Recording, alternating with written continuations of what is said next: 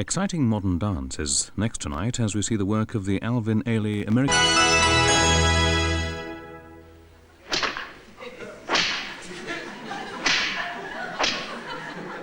Why are these monks flagellating a Tudor king of England? Was it really necessary to treat members of the royal family in this cruel and barbaric fashion?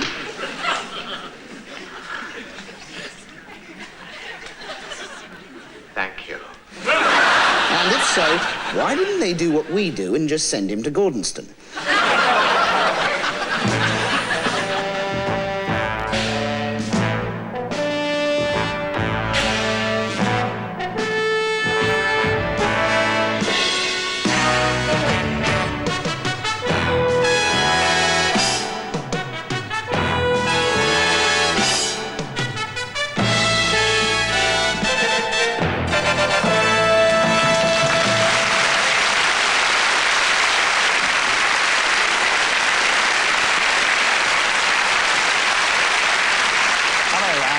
Once again to the seminar where Griff and I are going to grapple with the big issues of history. Yes, indeed. Yes, I'm certainly in the mood for grappling tonight. Me too.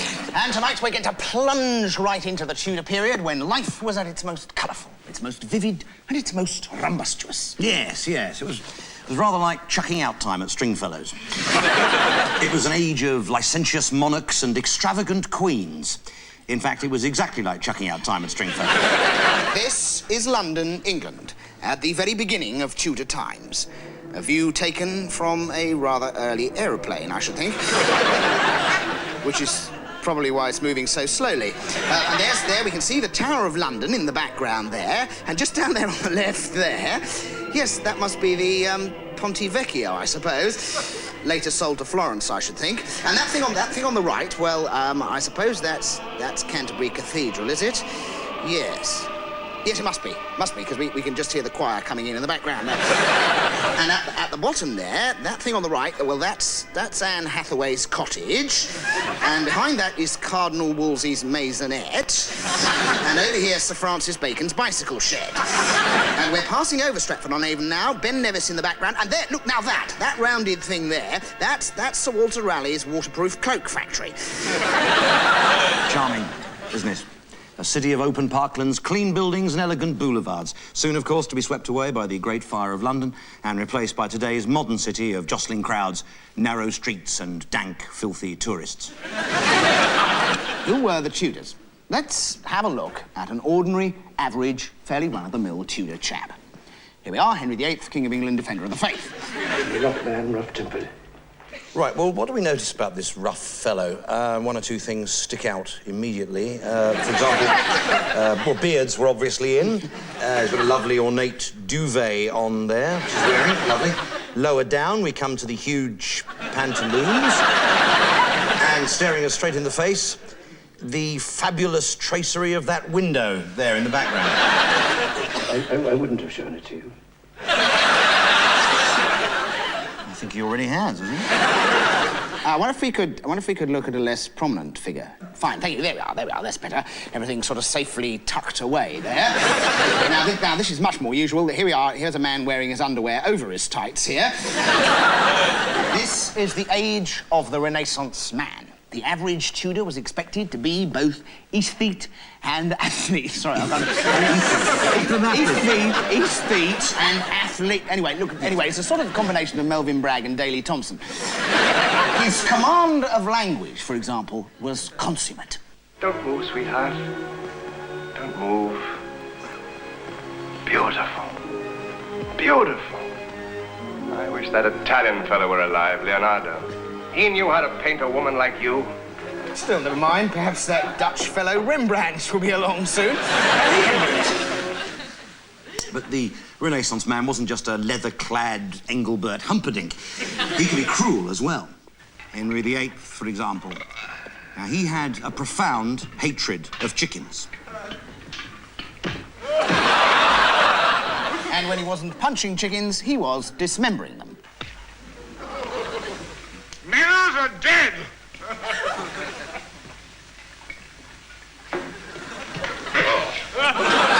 Right, let's look at him as a younger man. Yes, here he is, 21 years old, Henry VIII, just back from a strenuous game of cross-country tennis.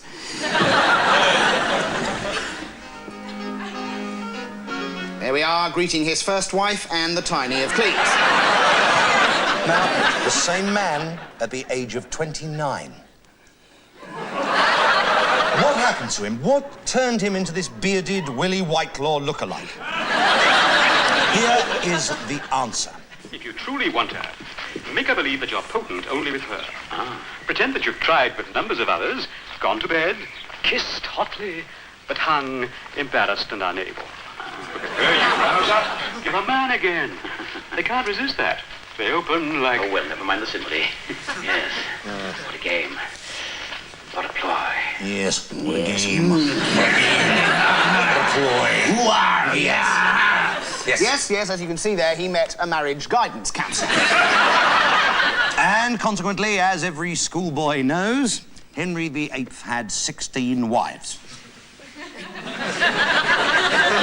Actually, Mel, he had 6 wives, as a matter of fact. That's what every schoolboy knows. No, 16. Well, look, when I was a schoolboy, it was 6, you see. Has anything happened since No, I'm then? sorry. I'm sorry. You know? I've actually checked the film evidence very carefully, yeah. and it is, in fact, 16 betented wives. Oh, great, right. Catherine of Aragon. Catherine of Harrogate. Anne Boleyn. And Diamond. Anne of Cleves. That's the one on the right there. Anne of Cleethorpes, Margot of Hammersmith, and Tracy of Swindon. Joan of Collins, who was, of course, married to everybody. Catherine Howard. Catherine Wheel. Catherine the Great. Catherine the Fantastic. And Catherine the Absolutely Bloody Incredible. And Catherine the Mistake. And the very last one of all, Catherine Parr. Yes, 16 wives. By the age of 29, Henry was past it. He was not capable of Catherine. He was not up to par. Oh, dear me. Yes, and the big question all this poses is who writes Mel Smith's scripts? Why so many wives? To find the answer, we're going to have a look at Tudor woman more closely. Jolly good. We're going to get underneath those tents and No, we ride certainly are not, no. Those of you who watched last week's programme will remember the medieval woman, or Maid Marian as she was known. A quiet, comely wench. The only things she ever said were yes, Robin, no, Robin, and not now, Robin. But the Tudor woman was beginning to assert her independence. Am I boring you? A little. There we are, you see, that's Tudor woman, not afraid to speak her mind, to copy a man's hairstyle, or, in fact, to pinch his chips. Now, remember that bloke with that terrible chat-up line about Leonardo? Well, here he is, just after having tried it again. Stop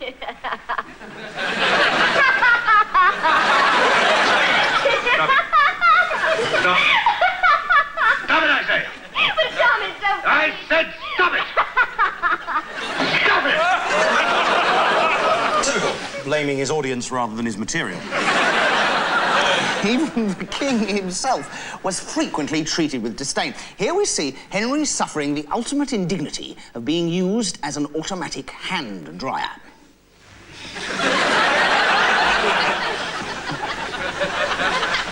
How awful for him. And there he's on his way to pursue his favourite hobby of trampling chickens. The things I've done for England. I've never done it for England, but I think I know how he feels. Everywhere there was evidence of the woman assuming the dominant position.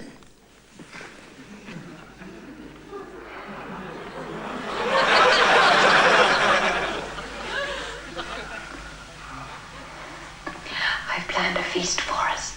Oh, well, that's fantastic, isn't it? Terrific. First she gets him going, and then she wants to talk about breakfast. But the straw that broke Henry's back came when he married this charming Tudor rose, Margaret of Grantham. Oh, Henry, you know you can't digest it. Take it away. She was so infuriating that Henry resorted to eating his own leg there. Henry progressed from dismembering chickens to dismembering women. He began to execute them in strict alphabetical order and labelled them accordingly. As you can see, he's already got on to the bees. Still, they will easily find a nickname for me. Among the queens of England, I shall be Anne sans tête. I beg your pardon? That means Anne who lost her head. Oh, Tet! Tet, of course.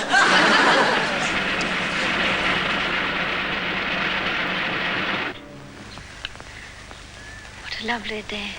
Yes, well, not the moment I'd have chosen for a weather forecast, but there you go. And coming up to the block now is Anne of Cleavage. With her trainer, Mary, in attendance. I'm afraid it's bad news for Anne, though, because the executioner has decided to try it blindfold. It's a disappointingly small turnout for Miss Cleavage today, and in a moment, the referee is going to read out the rules. In Italian, for some reason, but it's a big moment for Ludovico as he's officiating his first world-class execution. Anne's paid her entrance fee there, which includes the purchase of her own blindfold. And with a last sniff at the vapor rub, it's eyes down for another round of Find the Basket. But what effect was this having on Henry? Well, nothing could spoil his good mood. Not even his new double glazing. And just for a change, he decided he'd try and chew his last wife's head off. And the women struck back. And they organised the first lesbian disco.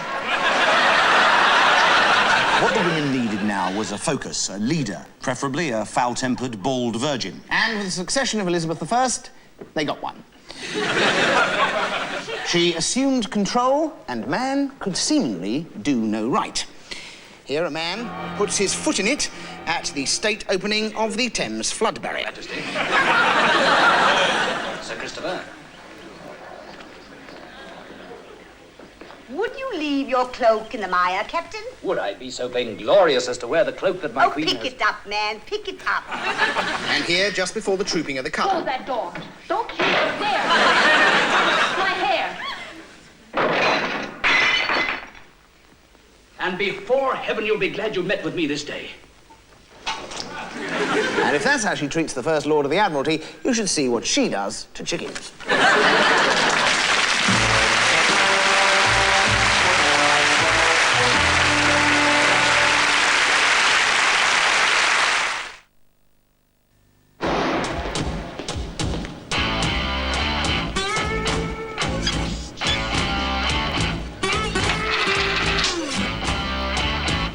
Just how hot is your chili?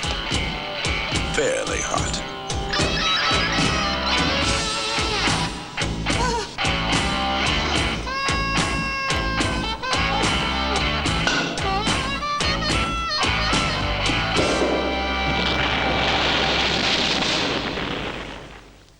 Extra heavy-duty Rough Riders from Lee. We've been building them that good since 1889. The new Amstrad video recorder can turn a 4-hour tape into an 8-hour tape for only £329. Do you know what I fancy? A lovely hot bowl of Heinz soup. Yeah, I can smell it. I can see it. I can taste it. Oh, my favourite, Trev. Mulligatawny. Phenomenal. Yeah, lovely. You have just experienced the supernatural, brought to you by Heinz. To prove the new Mr. Muscle range tackles the filthiest of jobs with plenty of muscle, we gave it to someone with none. It will devour the greasiest oven. Cold. It restores to new the grimiest of tiles and grouting. In fact, however stubborn a job, it's so powerful it even cuts down on elbow grease. Mr. Muscle loves the jobs you hate.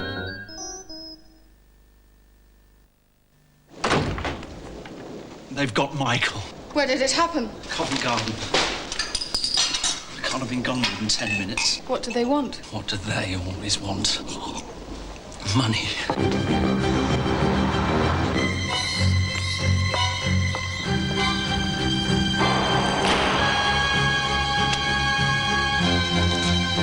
When? An hour, maybe 6.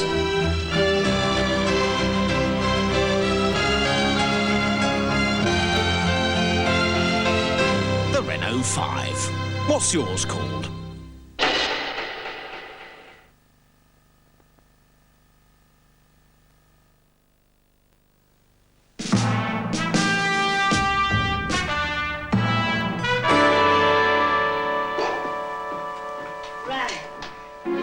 No one leaves the Queen's presence without the Queen's permission. There we are. Even a simple request to go to the toilet could be met with that. Especially if Mrs. Big had other plans for you. No, not you, Captain Thorpe. I'm not finished with you. Captain of the Guard, you will accompany Captain Thorpe to my private chamber, where he will wait my further pleasure. And once alone in her private chamber, the seduction begins.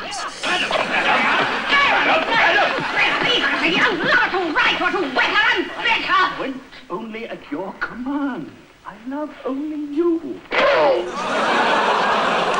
Good Queen Bruno giving Elizabethan man the thin end of the wedge. And up north, under the iron fist of Mary, Queen of Scots, things were no better. Little could be more pitiful than to see these once proud Highland warriors forced by royal decree to sing a medley from the Kenneth McKellar Big Ochtermochty Songbook, Volume 1. And there's Mary herself. Look at this, some of the men ordered to wear skirts, for heaven's sake. And look at this, others in full drag.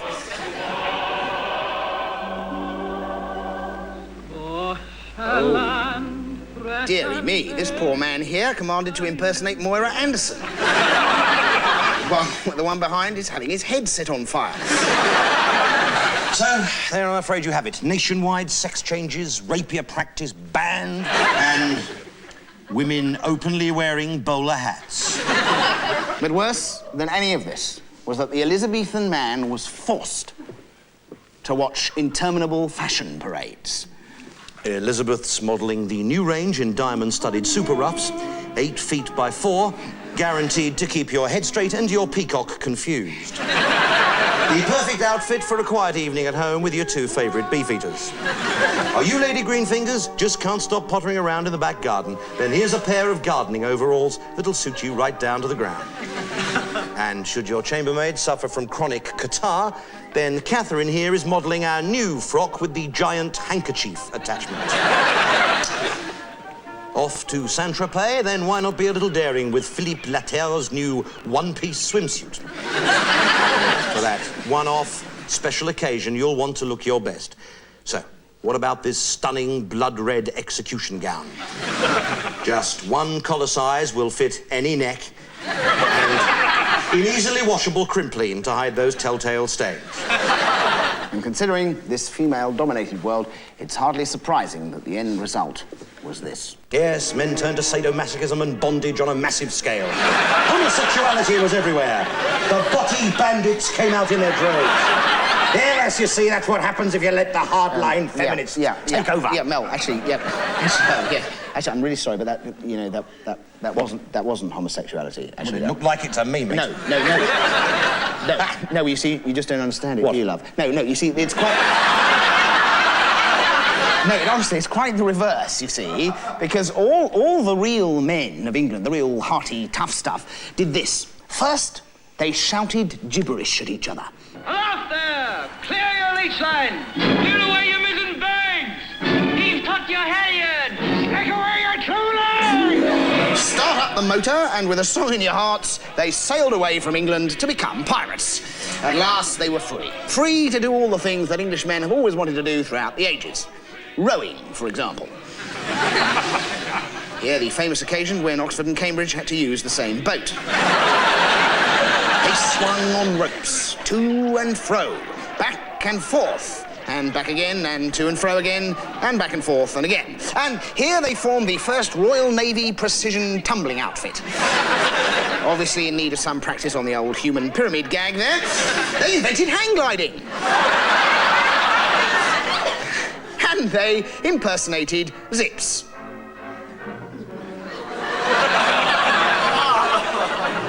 happy-go-lucky Jolly Rogers opened their own jazz clubs, which proved immensely popular with everyone, especially the aquatic division of the Bavarian Boy Scouts.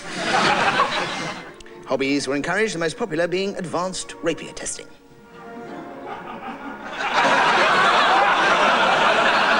The resourceful pirates even developed their own elevator. Albeit the manual version. On their days off, they worked on their own allotments. Planting seedlings and hatred of Queen Elizabeth became so intense that the men took to singing the national anthem backwards. Si viene a la ventana, si viene a la ventana, se baja la luz, se baja la luz. And they discovered new pursuits, particularly killing Spaniards.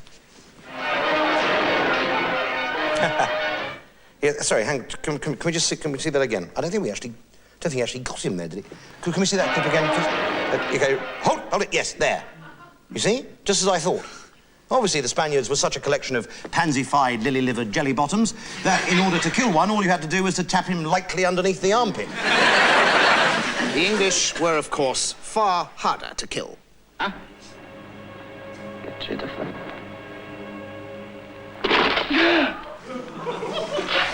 That's what I call a hat pin.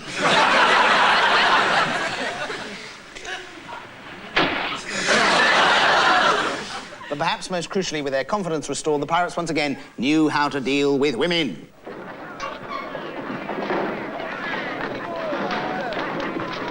An odd world, Avila. An odd world, truly. And if there weren't any women available, they just, well, they carried each other around. Most importantly, man was free to do exactly as he liked with his chicken. Except, of course, that they couldn't actually get chickens out there. So here we see two pirates who are, although they don't actually know it, making do with a parrot. Clearly, they've got themselves a takeaway, finger-licking, good, family-sized bucket of Kentucky Fried Polly there. Enough to entertain 50... I wonder if we could we just look at that bit again there? Yes, could we?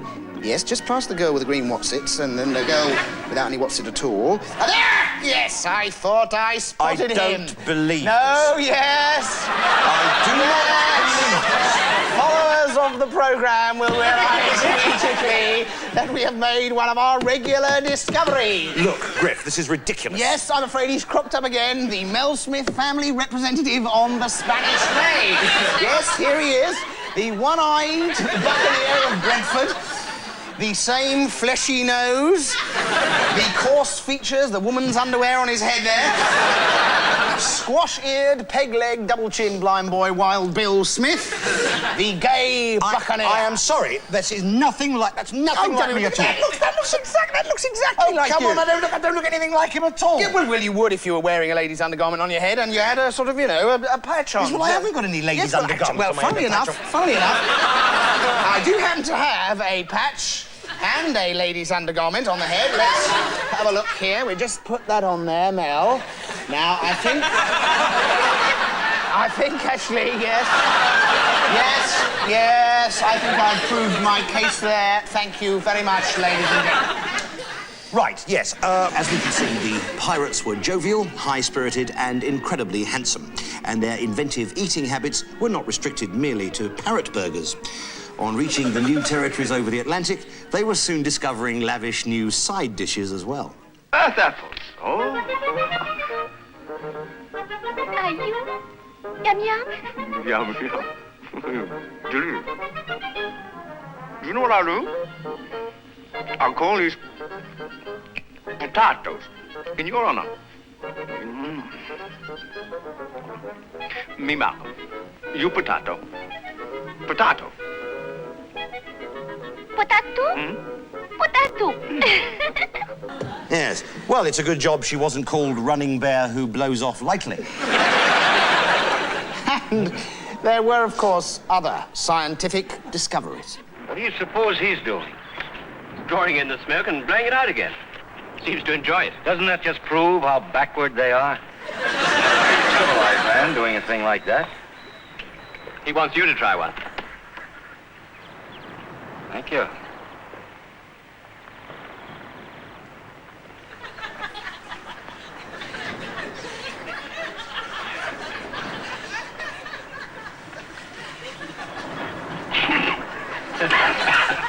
So there we are. The two major discoveries of the New World were the potato and marijuana. But what is less well known is this discovery. What do you suppose this could be? A fishing net? No. The mesh is too big. Well, perhaps it's used for storing something. Yeah, it may be, but what? Yes, it's the hammock. Incidentally, in all the excitement of discovering a length of twine slung up between two trees, they failed to notice that the young native was wearing prototype Y-fronts. So there we have it, laden down with potatoes, dope and hammocks, the able seamen were fortified for their return to England. But as they'd eaten too many potatoes, smoked too much dope, they fell asleep in their hammocks and never got back. Instead, they decided to stay and became the United States of America. And to this day, England, of course, is still ruled by women. That's all for the Tudors. Next week, we'll be asking this question.